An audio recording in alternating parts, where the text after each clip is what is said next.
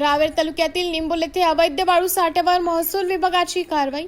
महाराष्ट्र राज्यात अवैध वाळू उत्खनन करणे, वाहतूक करणे व साठवणूक करणे प्रतिबंधित असताना जळगाव जिल्ह्याच्या रावेर तालुक्यातील जुने निंबोल येथे जुन्या मराठी शाळेच्या जवळ बाहेरपुरा परिसरात बेकायदेशीररित्या अंदाजे 300 ते 400 ब्रास अवैध वाळूच्या साठ्यावर उपविभागीय अधिकारी फैजपूर भाग तहसीलदार रावेर यांच्या आदेशानुसार तहसीलच्या पथकाने ग्राम महसूल अधिकारी निंबोल व पोलीस पाटील यांना सोबत घेऊन अवैध वाळू साठ्यांचा पंचनामा करून जप्तीची कारवाई केली।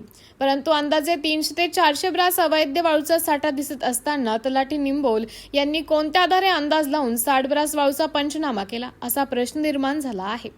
तथाकथित वाळू तस्कराला या कारवाईतून फायदा करून देण्याचा उद्देश असलेल्या निंबोल तलाठी यांचे कार्यशैलीवरच आता संशय निर्माण होत आहे। म्हणून या संशयास्पद कारवाईमुळे कुणाचे अभिनंदन करायचे आणि कुणाला दोषी समजायचे असा प्रश्न सुद्धा निर्माण झाला आहे।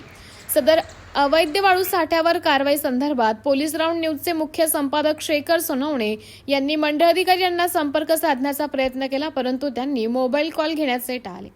तसेच रावेर तहसीलदारांना अनेक कॉल केले, परंतु त्यांनी सुद्धा टाळले। निंबोल तलाठी यांनी एक कॉल घेतल्यावर नंतर संपर्क टाळला। तलाठी, मंडळ अधिकारी, तहसीलदार हे कारवाई करण्याचे टाळाटाळ करत असल्याचं लक्षात आल्यावर पोलीस राऊंड न्यूजचे संपादक यांनी केलेल्या वरिष्ठ अधिकाऱ्यांच्या संपर्कानंतर कारवाईला सिग्नल मिळाला।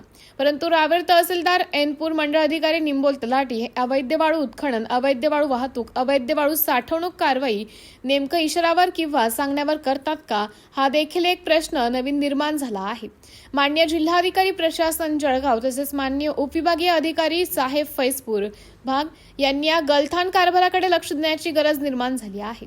पोलीस राऊंड न्यूजचे मुख्य संपादक शेखर सोनवणे यांच्यासह उपसंपादक योगेशनाथ यांचा रिपोर्ट, रावेर जिल्हा जळगाव।